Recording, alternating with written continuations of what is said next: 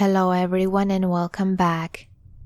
Space is creepy and isolated enough, even before you add ghosts. When you are up there, you are on your own. But what happens if you are not? If you hear and see things you're not supposed to? These 8 true facts and scary stories about space will terrify you. So grab your flashlight, even though I don't think it will help this time.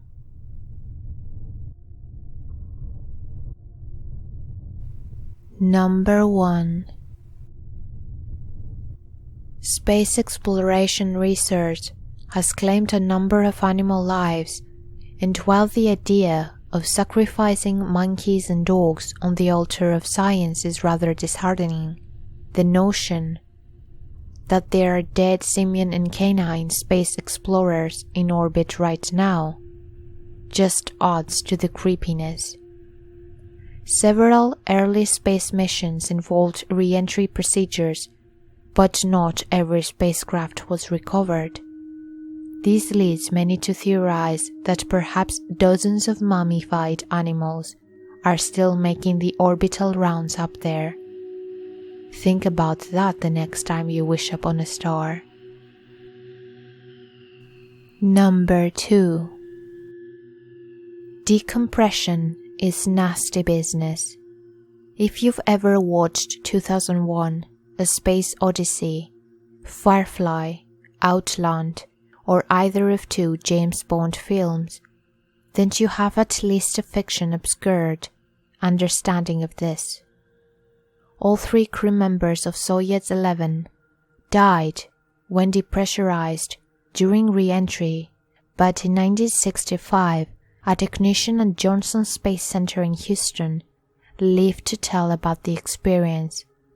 While inside a vacuum chamber, the tech accidentally depressurized his spacesuit. His last memory before losing consciousness? The sensation of the moisture of his tongue beginning to boil, according to Scientific American. The experts don't all agree on the full symptoms of rapid decompression, but among the possibilities are swollen flesh, vaporizing blood, exploding eyeballs, and ruptured lungs. Number 3. The spacesuit gloves astronauts wear while working outside the station during spacewalks have proven to be hazardous to their health.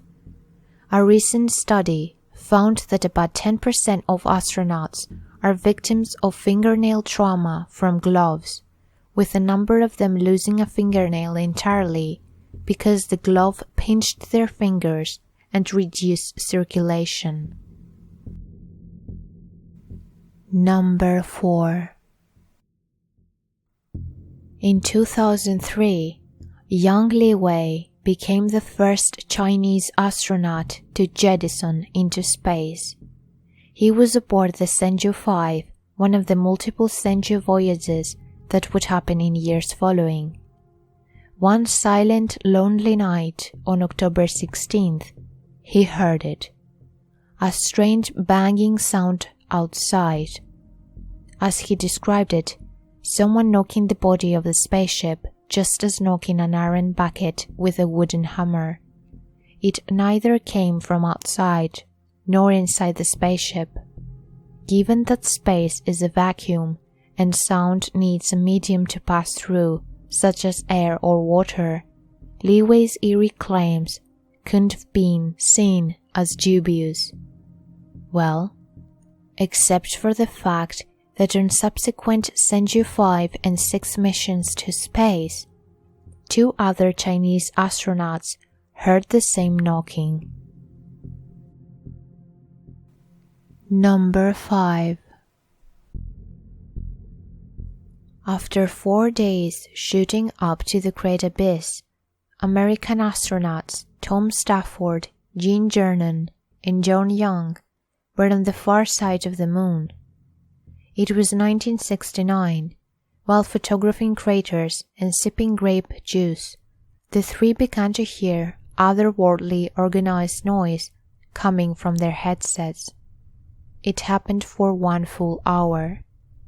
"Boy, that sure is weird music," Commander Jernan said. "We're going to have to find out about that," Pilot Young replied. "Nobody will believe us." After decades, the music was still a mystery until earlier this year when the moment became popularized. Popular Science and Time gave explanations stating that the sound emanated from radio interference between spacecrafts. However, one would think 3 seasoned astronauts would be used to strange happenings in space and not consider something out of the ordinary to the point of calling it spacey music. Number 6.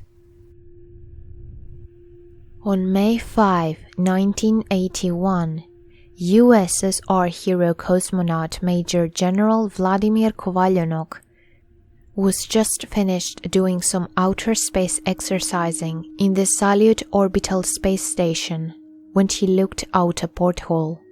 Traveling alongside the station, he witnessed something inexplicable. Unlike in America, Kovalyonok was openly expressive of what he saw, describing it at a Moscow press conference when he came back to Earth.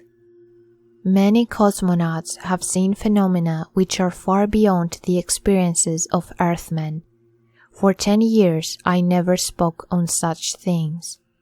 The encounter you ask me about happened on May 5, 1981, at about 6 p.m. during the Salyut mission.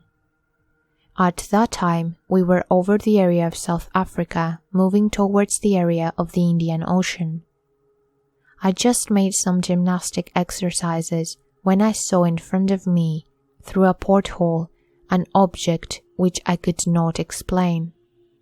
I saw this object and then something happened that I could not explain either. Something impossible according to the laws of physics. The object had this shape, elliptical, and flew with us.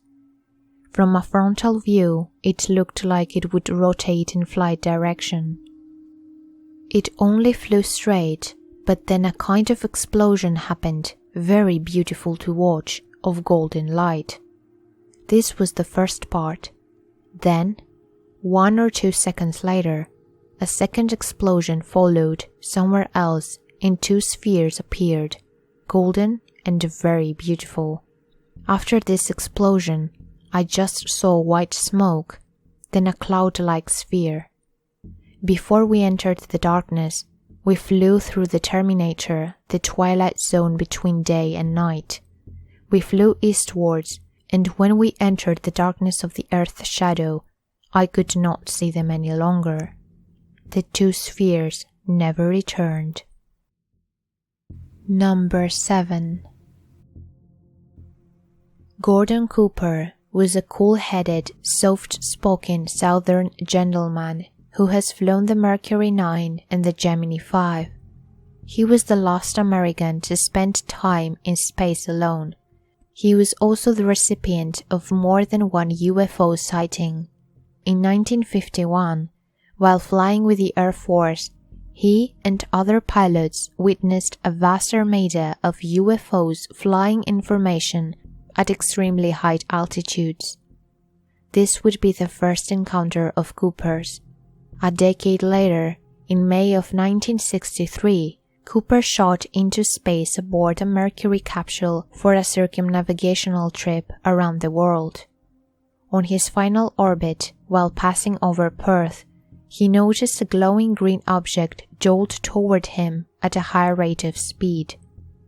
The object was real, at least according to a tracking station in Western Australia, which picked it up on radar. Cooper reported the incident to the National Broadcasting Company. When he landed, NBC reports told him they couldn't question him about the sighting.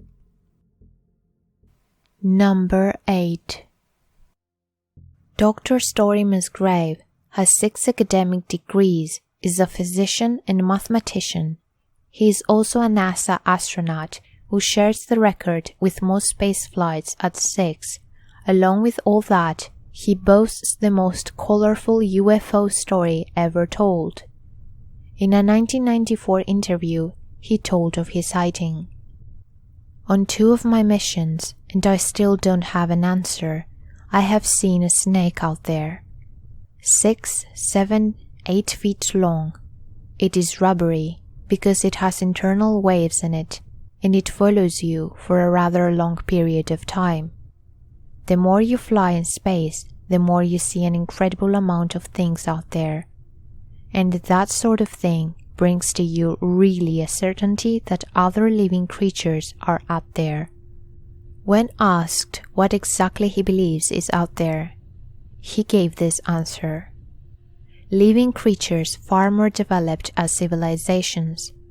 They've been around for 100 million years, and we can't even conceive how advanced they are and the kinds of things they're doing. That's why I make an effort to communicate, and might be considered eccentric because I do, because I know the probabilities are close to 0. But I do tell them to come down and get me. Hey there, and thank you so much for listening. If you like this video, please leave a thumbs up, and if you like my videos and want to see more, subscribe to my channel. Also let me know what you think about these space stories. Do you want me to make some more? Leave your comment below, and I will see you all in my next video.